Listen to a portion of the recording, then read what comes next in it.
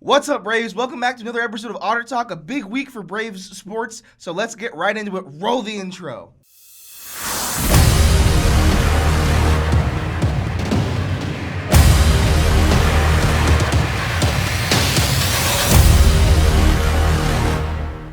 Hello and welcome back to Otter Talk. Episode number 17 is going to be a little bit shorter because of the Easter break, but it's going to cover the week of April 8th to April 12th, and we're going to kick things right off with the cheer and dance team here in Ottawa. The Braves dance team added another national championship to the program last Friday. They finished 2 points ahead of second place as they added the second national championship in the program's history. A huge congratulations to the Braves dance team as they continue to bring home the hardware here in Ottawa.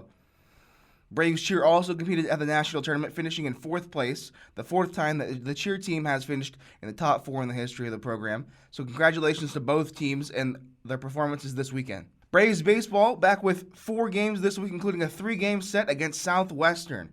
The Braves, who came to the weekend 17th in the country and first in the KCAC, would outscore Southwestern 31-8 in the series as they would collect another sweep on the season.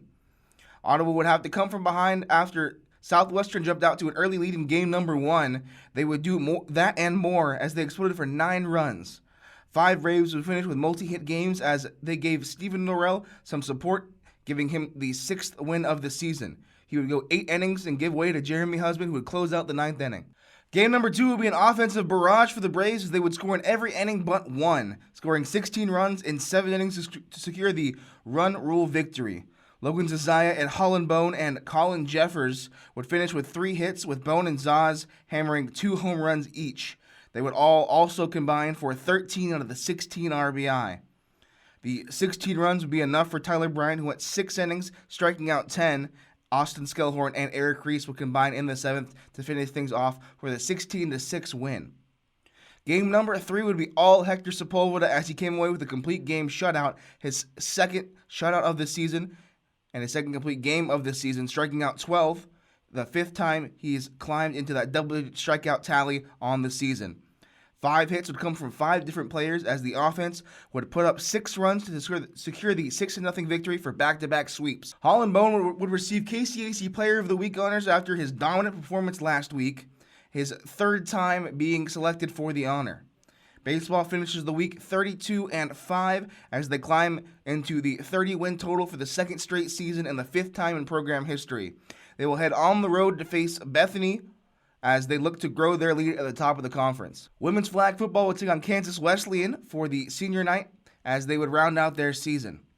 The Braves would put up 26 points in the first half as they began to roll their way through the game, much like they have against Kansas Wesleyan throughout the season. The Braves would finish with 416 yards, 75 rushing, and 341 through the air.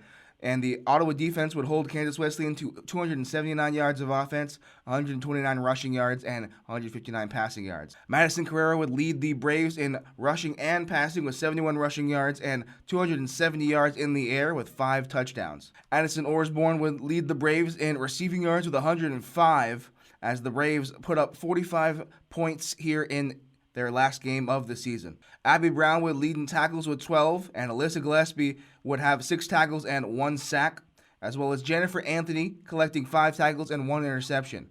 The Braves would sweep KCAC Players of the Week honors as Madison Carrera and Abby Brown would again be honored for the KCAC Players of the Week. Just the 1 game left for women's flag football as they head on the road to Cody College before heading off to the playoffs to repeat the history from last year. Braves softball with 2 series on the week playing Southwestern and Bethany. Getting things started with Southwestern, the Braves would fight off all the advances of the Spires as they would put up 6 runs in the 7th-inning win, winning 6-3 as Kaysen Rasmussen would pitch 7 innings in the win, striking out 5. Justice Rodriguez and Allison Kearney would have 2 hits apiece in the victory. Amber Flummerfelt would take control of game number 2 as she would pitch a complete game shutout going the whole 7 innings and striking out 5, putting up a big 0 in the run column. The Braves offense would pick her up and put up 4 runs as the Braves would come away with the series sweep. The Braves would come out with an offensive burst in game number 1, putting up 9 runs to beat the Bethany College Swedes 9-1 as Kaysen Rasmussen would go 5 innings, striking out 6 and only allowing just the 1 hit. Hannah Copeland would go 3 for 4 and score 1 run, and Madison Bunfill would score 2 runs and drive in 4 in the 9-1 victory for the Braves. Game number 2 would not go the way of the Braves, as the Bethany College Swedes would take the game number 2 4-3, scoring 2 runs in the bottom of the 7th to walk it off against the Braves. Ottawa, now 23-10-1, will play a non-conference doubleheader against Haskell Indian Nations University on Wednesday and Lawrence, Kansas for their next series. Women's lacrosse, with just the one game against Benedictine, they would go on the road to face them. The number 6 team in the nation would put up 21 goals as the Braves would fall 21-9. Cecily Anderson and Quinn Crandall would lead Ottawa with 3 goals each, as Crandall pushed her goal total to 46 on the season. The Braves will head to the KCAC tournament to round things off here in their season.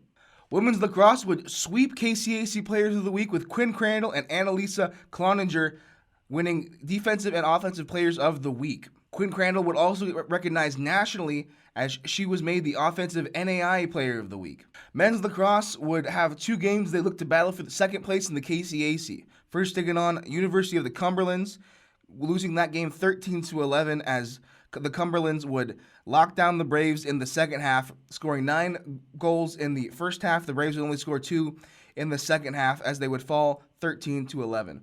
Brandon DeMarco scored a team-high 4 goals, and Vince DeMarco led with 3 goals as well, as the Braves would look to move on to play Benedictine on the road. A battle for second place at the top of the KCAC standings, Benedictine and Ottawa would fight to the end. Benedictine would jump out to a large lead, scoring 8 runs in the first quarter, and not look back as they secured the 17-10 victory on the game. 4 Braves would finish with 2 goals in the game, as the Braves would secure the 3rd seed in the upcoming KCAC tournament. They'll host the number 6 seed Midland on Saturday here in Ottawa. Men's tennis playing Saturday against Oklahoma Wesleyan and coming away with the big victory. Winning 6-1, the Braves would continue their win streak. They will take on Friends University this weekend, as they will look to keep that win streak rolling. Braves men golf would finish 9th place at the Bethany College Classic after play was suspended from the wind.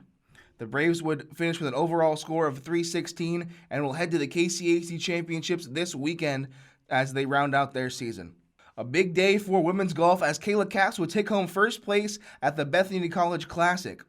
Braves women's golf in a total would finish in 7th place as they shot a score of 380. They will head up to Lawrence for the KCAC Championships on April 25th as they look to continue their good season. And that'll wrap things up for episode number 17 of Otter Talk. Got a big week with multiple KCAC Players of the Week sweeps in multiple sports. The Braves teams will look to continue their runs in this upcoming week. Let's go. Make sure we go out and support them. For everyone here behind the camera, thank you for tuning in. Please like and share the video. For everyone here, I'm Blake Griffin, signing off.